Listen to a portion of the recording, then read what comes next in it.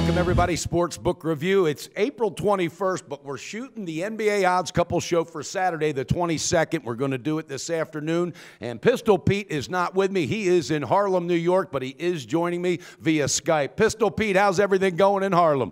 Oh, not too bad. Not too bad. I'm crunching these numbers for the Saturday game. Definitely some interesting situations here, and I think I got 2 or 3 plays that I'm liking. Not sure about it. We'll be very interested to hear whether you agree with me or not on my opinions on some of these games. Well, I wouldn't be surprised if I did agree. We're pretty much on the same page with the Clippers from the video we did for tonight's game.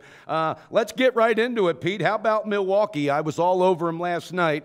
I don't think there's any reason they need to slow down, and I don't think they're going to slow down. Right. I mean, that's the big question here. Great call on Milwaukee yesterday. As you know, Mike Brenner, I've kind of had a good read on this team from the beginning of the playoffs. Just Milwaukee's a team that's playing well with the Greek Freak and playing a great team brand of basketball and playing kind of pressure free. So I'm not at all surprised by what happened last night. And the question is, are we just gonna see the exact same thing tonight? I mean, we do. It's a little bit of a treacherous thing to just bet on a repeat in Game 4 of some kind of extreme result in Game 3. But then again, Toronto's looking like they're having all kinds of problems. The thing is, though, Lowry can step up at any time, and if he does, Toronto's a different team, at least for that one game. Right, Mike Brenner? Absolutely. And DeRozan, he didn't even make 1 basket last night. He made 8 free throws total. Right. And I agree, Pete, with what you said about Game 4, going right back to it.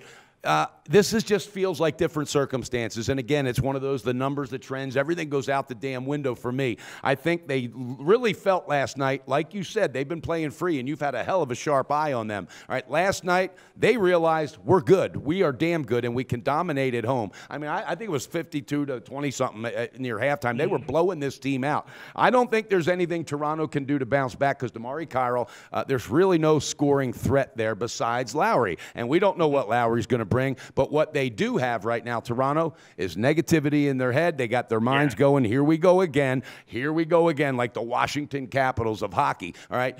Absolutely, and I called it last year, Pete, Dwayne Casey, he's got to go. He is not the coach, and I know now Toronto Nation, who was hating me last year, they're probably all on board right about now, Pete. But I'm pulling the trigger on the first half and the full game. I'm not going to do the quarter because if Toronto's got anything, I think they're going to have to come out in the first quarter. Right. But I am pulling the trigger on the half, on the game. Milwaukee Bucks to get it done again, baby. All right. Well, the full game -2, -107, and then the first half would be. Let me see. The first half. Actually, there's no first half line yet, so we can give you the Pinnacle opener when that comes out. Absolutely, we'll take the Pinnacle opener. I was thinking it might be around 1, and I don't even care if this thing moves up to 2 come tip-off time. I love it. They're going to go back to the same game plan, and from what I read, Jason Kidd said this team is watching film. They're working. They're staying extra. They're literally putting in extra time, and they are, Pete. This is a free-flowing team right now. Go Milwaukee Bucks. You better fear the deer, baby. All right. See, my thought on this one was maybe a shot with the over. In the 2 games in Toronto, of course, the first one was very low scoring. The second game went a lot higher scoring. And, I'm thinking that Toronto, not that they're going to win this game, that they'll figure something out offensively and play better than they did in Game 1. In Game 3. You don't think that's the case? No, I do. I think they'll score more than 77 points, and they have to. I wouldn't be surprised if they put up 55 or 60 at halftime.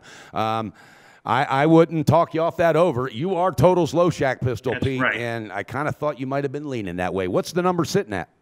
It opened at 194.5. Now it's up to 195.5, and I will take that one. Toronto, Milwaukee over 195.5 -105. Fantastic. Pulling that trigger, Pistol. I love it. All right, I'll take it. Then Washington, Atlanta. The question here is, the first 2 games in Washington were actually kind of close. Atlanta was, they're having a lot of problems with turnovers, but they were definitely in these games, in both of the first 2 games. And the question is, moving back to Atlanta, are they going to be able to finish out a game here? I was also thinking taking a shot with the under on this one. What do you think? Is Atlanta -3 maybe a play? Well, Pete, here's what I'm doing, all right, because I really know that Atlanta, and if it hadn't been for their coach, Mike Budenholzer, I wouldn't be even messing with this pick. I don't think I would be on Atlanta. I'm going to pull the trigger on the first quarter with Atlanta and the first half. If Washington can come back, as I think they're the better team, I think it'll be in the second half. But I would definitely lean Atlanta to get the win and cover the 3, whatever it was sitting at. because this is a must-win. Obviously, backs against the wall. I think Dwight Howard's going to smother Gortat in this game under the boards, and they're going to definitely be doubling up on John Wall. He went off, and he was on fire, so they got to put that fire out. They're not too worried about Bradley Beal, but I'm telling you, Atlanta, it's a must-win. Pistol Pete, first quarter, first half. Pull that trigger, baby. All right. Well, the first half, I am seeing a -1.5, -115 at 5 Dimes at Heritage, a couple places, so we can give you that. And the first quarter is not available right now, so we can give you the market opener on that one. Absolutely, market opener on that. And I don't care what it is; it'll probably settle at about 1. But I like it, Pete. What are your thoughts in Atlanta? Are you going to pull the trigger on the full game? No, I'm going to take a shot with the first half under 106.5 -105. The first 2 games I went under in Washington in the first half, and I think we will see the same thing here. I think Atlanta's going to try to clamp down on defense. Washington's been playing great defense as well. Bradley Beal's defense maybe a little bit under the radar. What a good job he's done. So I'm going to take the first half under 106.5 -105. All right, pulled that trigger, Pistol. I like that play. That's all I'm going to have. Let's get into the other one. Isn't there another game or two? Yeah, there's 2 other games, and the other one is the Spurs game, and I was thinking about that one. The Spurs line is 3.5. We know what the Spurs do both in game, from half to half, and from game to game. When they have a bad showing, they often bounce back in a major way. 3.5. If the Spurs come back absolutely dominant, which we saw, after they were down in the first quarter in the first game, 3.5 is nothing. What do you think about that one? Yeah, I know. I think they're going to come out hungry. And Popovich, buddy, he was pissed. He didn't like it. He said the start of the third quarter, he said in the first minute, we had 2 turnovers, and it looked like we were walking out to go to a picnic. He was literally just, he was jumping all over that team. I'm going to tell you, I wouldn't have wanted to been in that locker room after that game. So, Pete, I couldn't talk you off it. I'm going to stay off of this one. I just don't have that feel for them right now. Are you going to go ahead and pull that trigger? No, I'll just keep it as a lean. I'm not gonna take it because it's just Memphis was obviously very competitive in the first game, and although there were some, the Spurs shot terribly from the free throw line, and that'll improve, and the Spurs still out rebounded them. So it's the Memphis shot 18 for 20 from the free throw line, and so the free throw shooting will probably even up, but the Spurs will still probably have the rebounding edge. Gosh, I'm thinking about it now. I know you are. I can tell. You know what I will do? I'll take the Spurs on the money line. I'm seeing -163 right now at Pinnacle. It's 165 everywhere else. So that's not too huge of a line. I'll take the Spurs on the money line -163 just to get the win. Hey, Al McMorty yesterday when we were doing our video, he had a really good call. He was very comfortable with Memphis. He was all over that game last night. And, they beat, before last night, they beat San Antonio twice on their home floor this year by an average of 11.5 points. They know how to play them. I know Tony Allen's out, and that is huge. But it's about next man up deal. Somebody's got to step up. And that crowd was crazy last night. Gasol and company, Conley, obviously, he went off. I think they can do it, Pete, but I think Memphis with the experience and the depth in the bench is going to get it done. I like the money line pick. I think that's a smart way to look at that.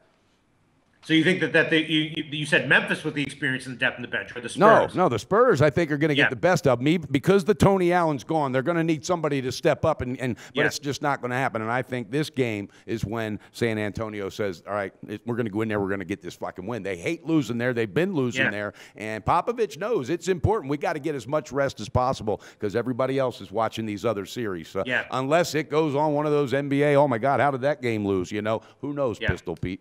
And again, they did out rebound them, and the free throw shooting I think was a little bit off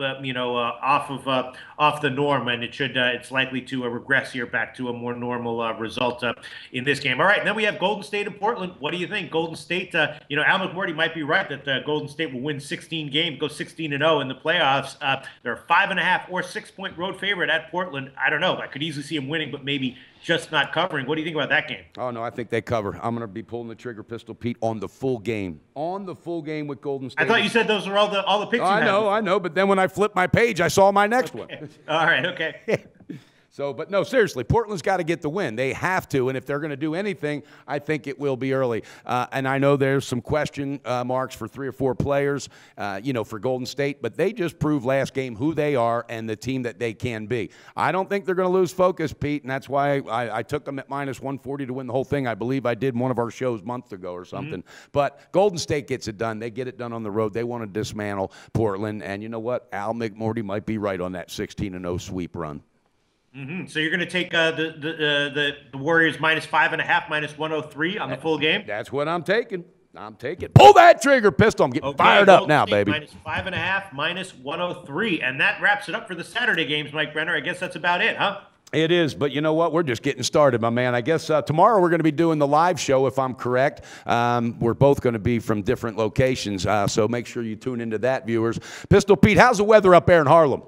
No, it's okay. It's colder than it ever is in Costa Rica, that's for sure. Okay. Have you had any good New York pizza yet? Anything like that? No, not yet. I tried to order over the internet and messed it up. So, but I'm going to try again today. So we'll see. Yeah, Pistol Pete. All right, viewers, you heard it. We're the Odds Couple. We're coming to you. Make sure you hit that click button. We're going to get it done with these picks, and you're going to go ahead and cash those tickets. All right, we'll talk to you soon. Pistol Pete, have a great day, my friend. Thanks. You too. Well, this episode of The Odds Couple is over. But if you give us a like and click SBR's logo at the bottom of the screen to subscribe, then you'll get all the upcoming videos as soon as they come out. And don't forget to take advantage of our website. There's free picks, live betting lines, and sportsbook reviews and ratings guides, and a whole lot more. Check it out now.